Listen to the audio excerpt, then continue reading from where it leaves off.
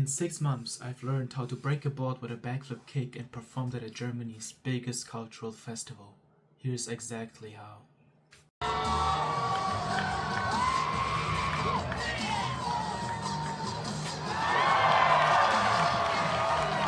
So, you're probably wondering, how did I go from the end of May 2025, not being able to even control the backflip, to doing a backflip kick at the end of May 2026? And that's what I'm gonna explain exactly in this video. Alright, how does a human even get the idea to flip at the same spot in the air and kick a board while doing it? Simple, you travel to Korea and watch other people doing it, okay? I went to Korea and watched other Taekwondo practitioners do some crazy stuff with boards, and one of them was a backflip kick, and that's what I wanted to learn, and that's what I did. Social media also had an impact, you see one thing or another on social media, and people doing the backflip kick was one of them. And also, I wanted to learn a cool looking kick. So, what are the different stages of the movement? And that's exactly what I'm gonna explain to you right now. So first, you're gonna bend your knees slightly. You wanna swing your arms back and look at your target, alright? At this point, you're not stopping to look at it, okay? Then you swing your arms up, jump as hard as you can. You wanna jump up, not backwards, right? You wanna jump up. The rotation comes from tucking your knees and swinging your arms, okay? So then you want to drive your hip up and tuck your knees. Also, while in this position, I'm still looking at it, okay? I'm still looking. I'm not stopping. The next step is to basically extend your leg. And I'm still looking, okay? You see my head? It's still straight, okay? I'm still looking at the target. And at this point, after I feel the sensation, I try to spot the ground, as you can see in the last step. Okay, once you spot the ground, you want to extend your legs, or extend the other leg. If you're doing a backflip, you want to extend both your legs, and land on your feet. And in the best case, you're going to land on the ball of your feet, and then roll your foot onto the heel, okay? Don't try to land on the heel. This will damage your knees and your shins and your feet. That's basically the movement of the backflip explained, but now that you know the key frames, this still doesn't help you to perform a backflip. So how do you even practice a backflip? For this, I've got 5 points, 5 steps, whatever you call it, okay? First is a crash pad stack, okay? You want to have a crash pad stack around rib height, and you want to use it to get comfortable falling backwards, okay? You want to jump up, tuck your knees, and jump onto the crash pad stack.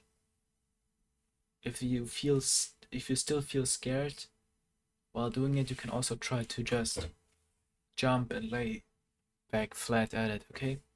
But then at some point, when you feel more comfortable, tuck your knees, tuck your arms, tuck your chin, and try to land on your shoulders. The next step is to practice with the spotter, okay?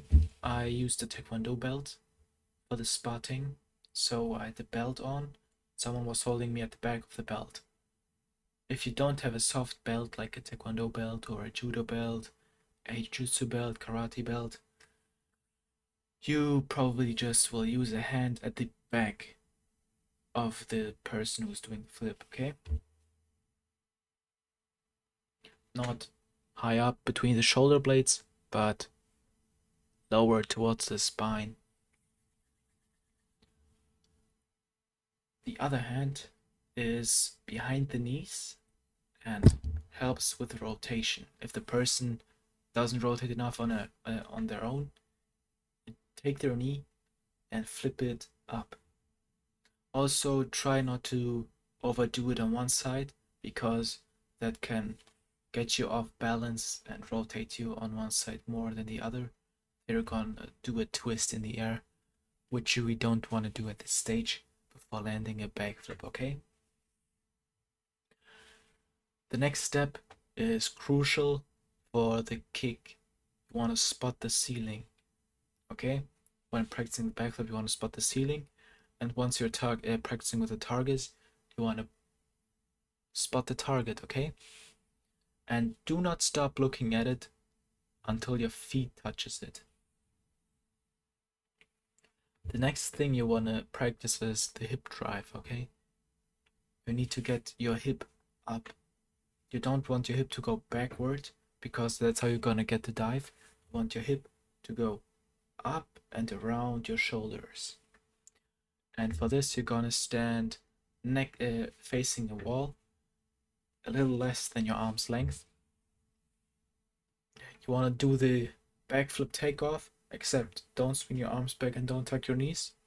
But instead, you're gonna try to use your hip to touch the wall, okay? Keep your knees extended and try to touch the wall with your feet. Also, repeat the backflip until you feel comfortable, okay? So, talking of fear, how do you overcome it, okay? I had basically 5 big fears when practicing the backflip. And the first one was going backwards, the second one was committing, the third one was doing it alone, the fourth one was doing it on the ground, and the fifth one was doing it on asphalt. So how do we overcome the going backwards fear? Like I told you, you use the crash pad. I used a stack of 3 crash pads and tried falling backwards on it, okay? Most coaches just tell you, yeah, let yourself fall into my arms, and that's how you're gonna learn going backwards. But after doing this with my coach, I still shed my pants, so I did the crash pad stack. The second one is committing, okay? Committing. And there are 2 things about fear of committing the backflip. The first one is committing the backflip for the first time, okay?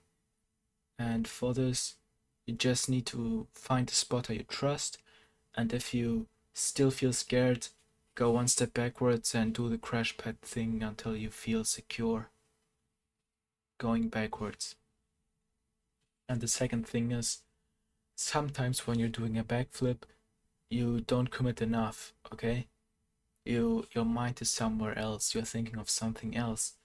And when you have things on your mind, you shouldn't really practice a backflip, because a backflip requires 100% focus, because if you fail, you can break your neck. That's something you need to understand, okay? If you fail, you might die. So if you're gonna commit with a 100%, and also isolate the overthinking area and the commitment area, okay? If you have fear, step off the mat and think. And once you feel secure and ready, you step on the mat, get your spotter, and he will help you. The next fear was doing it alone, okay? Doing a backflip alone. For me, this was probably the biggest fear, okay? Doing a backflip on your own feels very scary, but you're gonna progress to that with your spotter. So as he's spotting and you're getting better and better, more secure and secure landings, he's gonna help you less, okay? And if you can't do a backflip when he's doing less, that means that your technique is wrong and that you're probably not driving your hip up enough and jumping backwards. That's what I saw most people I was trying to help with the backflip. So anyways, after your coach does less and less help. And if he's still grabbing you by the belt, he will just use his hand, okay? Leave the second hand out. This hand is just in case. It's just in case. He's not gonna help you. He will help you just in case you fall. So the next step after the hand is there, he will remove the hand and just stand next to you. I don't know why this works, but this somehow helped me to feel more secure. And if you can do it while he's just standing next to you, you are basically able to do a backflip on your own, which means you don't need a person standing next to you, which will take the fear away of actually doing the backflip alone. Next step is doing it on the ground, okay? This was the second worst fear, because doing it from a crash pad to doing it on the ground, there are two things which change dramatically. The first thing is you have more power in your takeoff, so the crash pad absorbs a lot of your bounce, which the ground doesn't. And the second thing is the impact, okay? The crash pad also absorbs the impact, which the ground doesn't. So like I said in the beginning, if you land on your heels, you will feel it in your feet eventually. So this is actually where I'm at, correcting my backflip technique to a point where I'm not damaging myself and my joints and bones. That's about it, okay? You also do it with a spotter on the ground first, and then the spotter goes away, and then you do it on the ground, and then you can move on to the next one, doing it on asphalt. Nobody forces you to do it on asphalt. I had to do it because I was performing at the Karneval of Cultures, Karneval der Kulturen in Germany, and we were basically on the street on the festival, and I had to do it on the asphalt. This was pretty scary too, but I mean, I did it, you can do it, hundreds of people did it.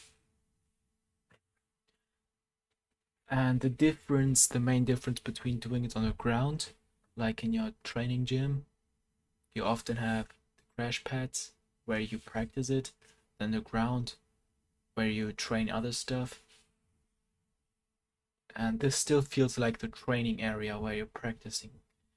But once you're going outside and doing it outside on gravel, sand, dirt, or like in this case on asphalt, you will feel different because it's not practicing anymore. It's like a skill you learned, okay? At this point, it's not a skill you're practicing, but a skill you have which you're optimizing. Let me move my camera down a bit. So now what are my tips in the end to practice, okay? Tip number one, the spotter has to be a person you trust, okay? Don't just get a random person which kind of do a backflip. In the best case, the person who's spotting you has done a backflip, has trained people to do a backflip, has great technique, you trust the person, and the person is strong enough to carry you, okay? If you weigh 500 pounds and try to do a backflip, I'm sorry, sir, but maybe there are other priorities right now. Second tip is to use the crash pads efficiently, and probably more than you think for most people, because after you land the first backflip on the crash pad, you feel untouchable, but trust me, you will get humbled quite quickly after doing it on the ground. The third thing is, like I've said, you need to imagine your hips going around your shoulder, okay? You don't want yourself to do a flip like this. So if this video helped you, or you can take something away from it, I'd appreciate if you subscribed and commented on the video, okay? Just comment what do you think of it, and if you could take anything from this video and apply it to your backflip kick.